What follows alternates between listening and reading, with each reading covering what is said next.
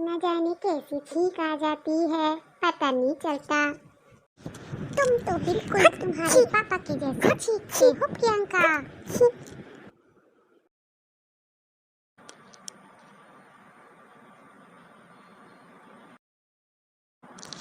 पता है प्रियंका, तुम्हारे बाल बिल्कुल मेरे जैसे हैं सीधे, लेकिन मुझे मेरे मम्मी जैसा बाल नहीं मिला है, यानी तुम्हारे नानी के जैसे।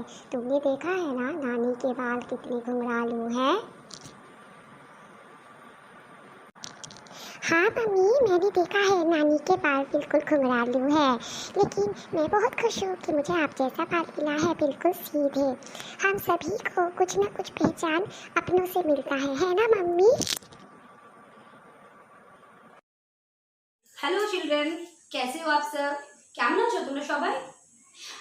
आज मैं आप लोगों को हमारी दुनिया किताब यानी पर्यावरण अध्ययन का पहला चैप्टर, जिसका नाम है कौन किसके जैसा, यानी केकार मतन, कि इंसान की पहचान उसके परिवार से होती है, क्योंकि हम लोगों को ये पहचान या गुण हमें हमारे परिवार से मिलती है।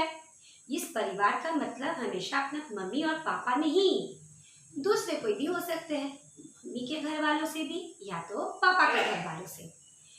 এটা হতেই পারে যে আমরা সব সময় আমরা দেখতে নিজেদের বাবা মার মতন না হয়ে বাবার বাড়ির লোকের মতন বা মায়ের বাড়ির লোকের মতন হতেই পারে, তাই না? कभी कभी कुछ कुछ गुण ऐसा होता है जो जन्म के बाद मिलती है, जैसे कोई गाने का तालीम किसी को मिलती है, वो बहुत अच्छा गाना गाना उसको आता है। इसका मतलब ये थोड़ी है कि उसके बेटी या उसका बेटा को भी गाना ही आता होगा। उसने ये सब गुणों के लिए साधना की है और साधना करने के बाद ये सब गुण मिला है। कुछ इस तरह से हम लोग एक एग्जाम्पल से समझ सकते हैं। चलो मानते हैं हम लोग खेलते हुए कहीं पे गिर गए और चोट लग गई, किसी के साथ ना हो कि इतना बड़ा चोट लगा कि स्टिच हो गया हाथों में या तो गालों में, कहीं पे स्टिच हो गया और वहाँ पे एक निशान छूट गया।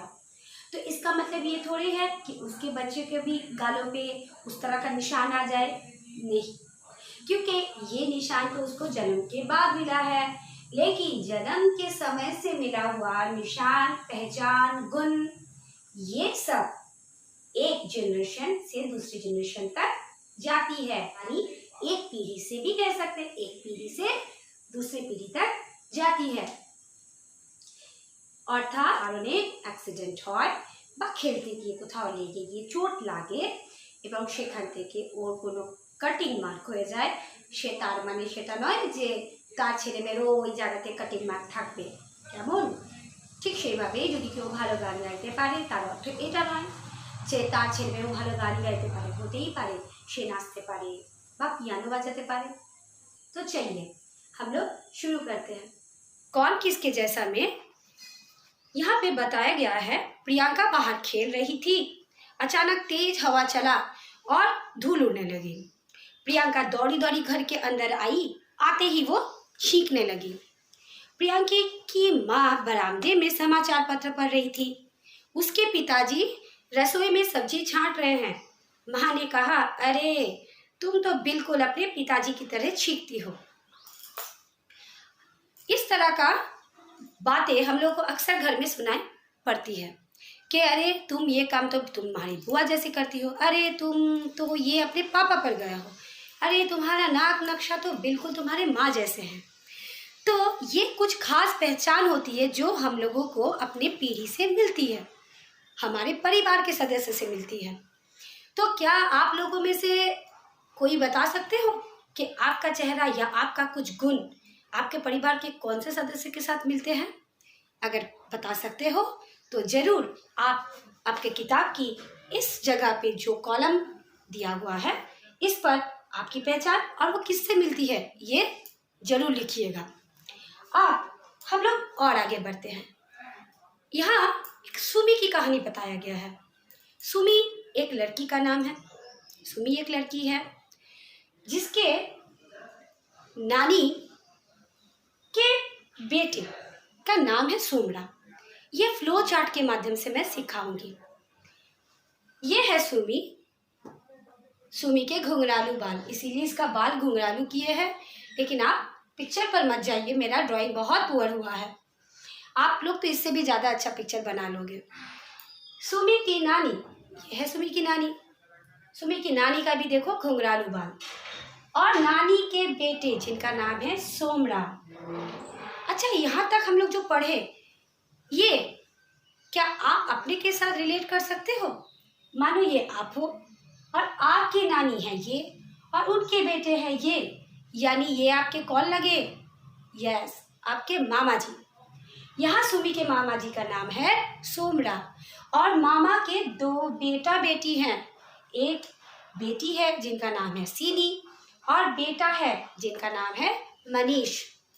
तो सुमी मनीष के साथ खेल रही थी, तभी ये बात यहाँ पे कहा गया है कि देखो सुमी का भी घुंघरालू बाल है, बिल्कुल किसके जैसा? उसके नानी के जैसा।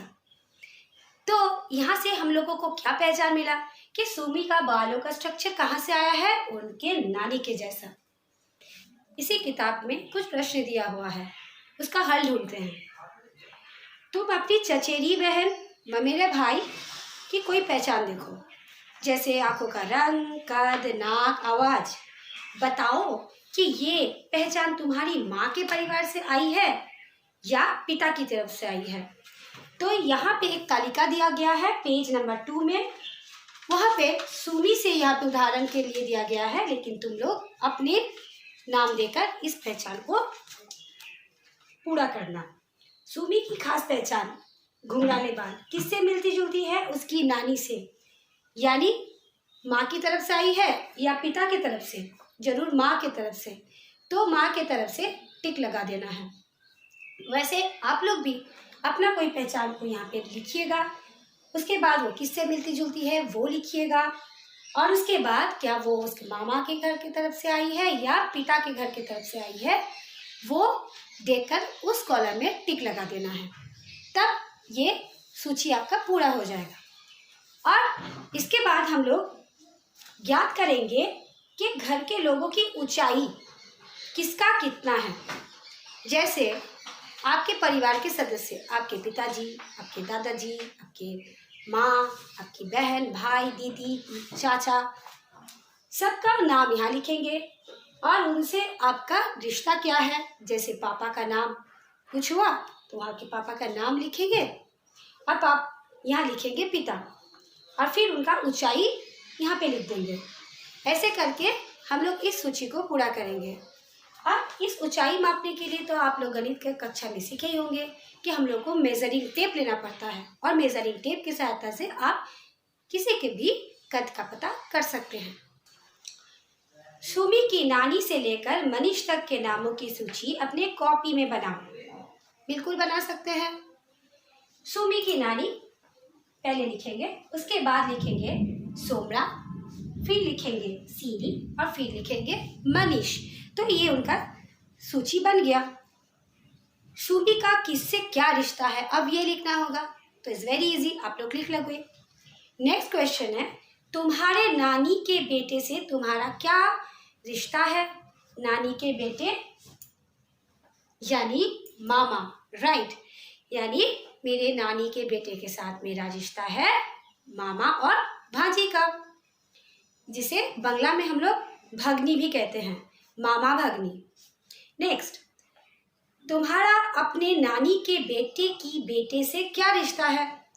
नानी के बेटे की बेटी यानी नानी के बेटे की बेटी, यानी यहाँ पे जो सीनी है, उस तरह आपके भी नानी के बेटे यानी मामा की बेटी के साथ कुछ रिश्ता होगा ना, तो उसे क्या कहेंगे?